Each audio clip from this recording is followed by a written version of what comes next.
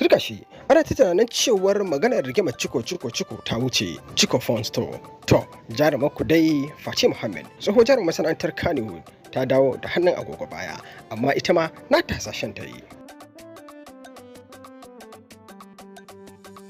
Masu kallo barka da kasancewa tare ku a cikin shirin na muleka mu gano masana'antar Kano na muke leka muke gano abubuwan da ka faru a kowace rana muke zuwa muke sanar da ku wanda kuka sani da ma wanda ba ku sani ba.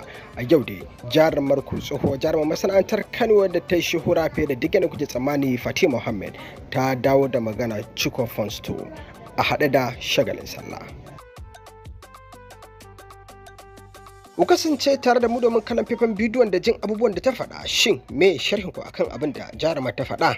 Idan kuna da sharhi za ku iya faɗa a comment section domin haɗuwa da ku mu shirya abin da ya dace. Wannan ciko da Aisha Umaira ta yi.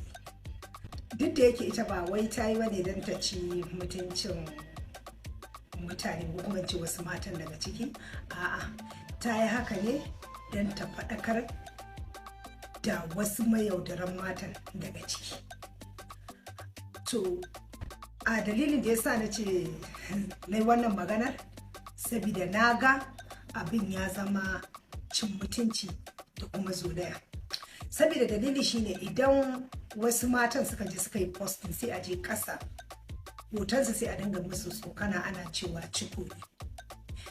To, ina ganin ɗan uwana ya kamata duk abin da ya riga da ya wuce a bashi. Kun hakan ya jawo cewar kenan ya shafi wadda take ciko da kuma wadda ba ta ciko.